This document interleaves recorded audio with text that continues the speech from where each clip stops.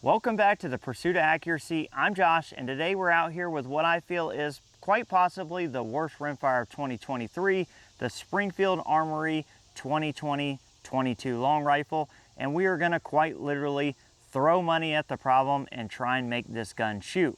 And if you're wondering what kind of money we're talking about, we're probably going to double the cost of this rifle by adding two parts that are going to take advantage of two key features of this rifle. Now, the Springfield 2020 is Remington 700 compatible. So the very first thing we've done, we've installed my favorite 700 short action trigger, the Timney Hit. We are going to load up some Ely match and we're going to see if that has made an impact in how this shoots, because in rimfire there is a lot more to triggers than just the shooting aspect. Now, a light trigger is going to make it easier to shoot. A high quality trigger in a rimfire is very, very important because it dictates the amount of pinfall and the consistency of the pinfall. And when you're talking about a rimfire cartridge, a cartridge that is ignited by priming compound in the rim, getting the exact same amount of pinfall force every time is very important to how accurate this rifle can be. So let's shoot a couple of groups with the Ely, with the Timney Hit trigger, and then if that doesn't work, we are going to the tuner. That's right, a tuner on my channel. This is a threaded barrel, and we have a Gen 1 EC tuner here, and ultimately we're gonna see if we can make this rifle shoot today. So we are only using the Springfield Armory magazines because I had a lot of problems with Ruger mags in mine if you saw part one. And if you haven't seen part one, you should definitely go back and take a look at that. We're gonna shoot at the top left. I'm not sure this is exactly sighted in, but we should be on paper. This is night and day from the factory trigger. The factory trigger wasn't terrible. You could adjust it for pull weight. But this Timney Hit is just incredibly better. Now, of course, in the big scheme of things, it is incredibly expensive for this price point of a rifle. And yeah, wow. Not looking good.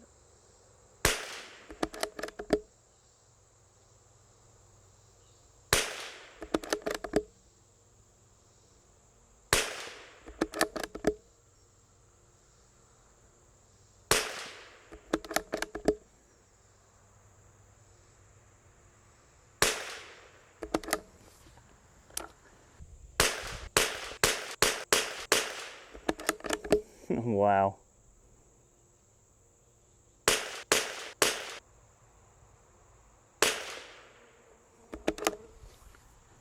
All right, so after using the Timney Hit and the Springfield 2020, it is still, in fact, the worst rimfire of 2023, the worst rimfire I own, but let's put the tuner on there, see if that helps.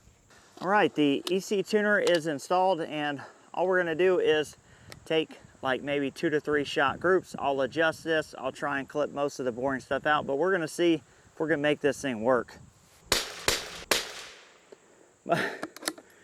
Doesn't appear to have changed the accuracy much.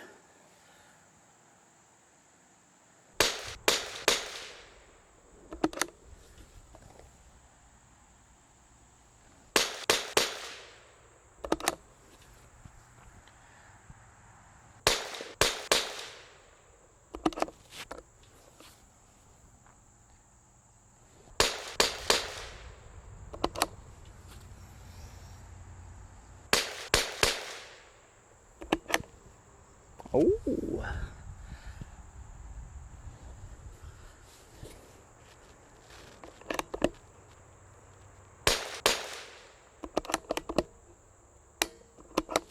We had a glimmer of hope there for a second. If we can't find anything else, we'll come back to that setting.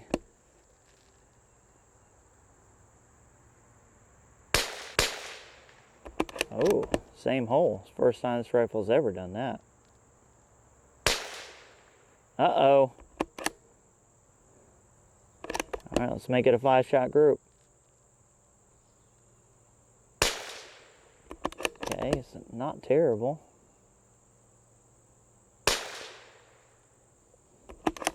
All right, that's decent, but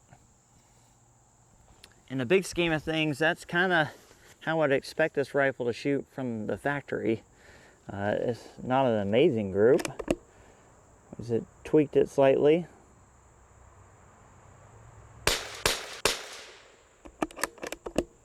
All right.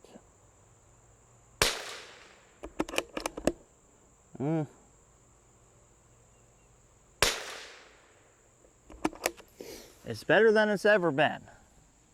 We appear to have found a node. We have tweaked it another 5 spots past. We're going to see if we start falling out of this node or if it gets even better.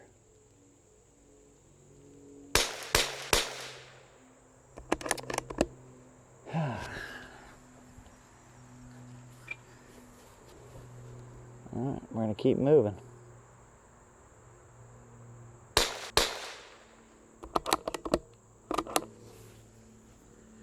That's 2 in the same hole.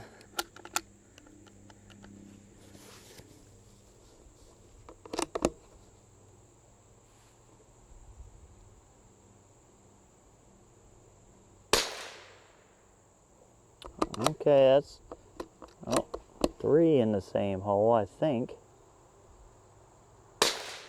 Oh, and then it freaking threw one. You gotta be kidding me, man. All right, we're gonna keep going. 3 in the same hole, and then it's gonna just throw them. All right, so we appear to have gotten out of the node. We're gonna go back, and then I'm gonna shoot 2 or 3 groups on what I thought was the best setting. All right, so the magazine's topped off. We are back at what I felt was the best tuner setting that we found. And we're gonna shoot a couple groups here. We're gonna see if it'll have some sort of consistency.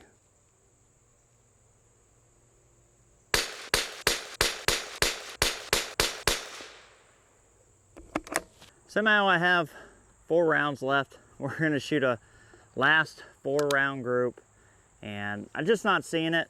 It's still throwing flyers. I think ultimately the barrel is just not that great, and that's what's gonna hurt this rifle.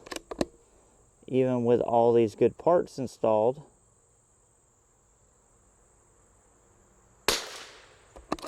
we're still fighting flyers.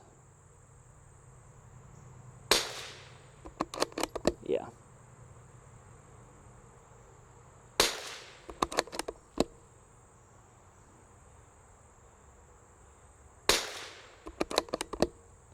And that should be it. Yep. So after a lot of effort, a lot of money, a lot of time, and a lot of ammunition, we have thrown the book at the Springfield 2020 by adding a Timney hit trigger, which is one of my favorite 700 triggers. We have put the Eric Cortina EC tuner on this thing. We have shot premium ammunition by the hundreds, and we cannot get this thing to consistently shoot MOA at 50 yards. Now, I caught a lot of heat on the first video about the moving target. You have to understand that I got this rifle home and I did a review as fast as I could. We had a lot of storms come through. It took down my normal backstop and I had to improvise. The movement you see on target, it looks way more severe in the camera than it does to me as a shooter, and I can promise you, and obviously if you've seen this video up to this point, then you know it wasn't the moving target, but I had to get that video out quickly because quite honestly, I think this thing is a piece of and I think anybody who spends $400 to $500 is going to be sorry that they did. So the intent was to get the video out, see what the rifle was all about, and if it did suck, to get a warning out to you guys so you don't spend your hard-earned money on something like this that is ultimately going to disappoint you. Now, I've heard people argue for this rifle saying it's not meant to be a precision rifle.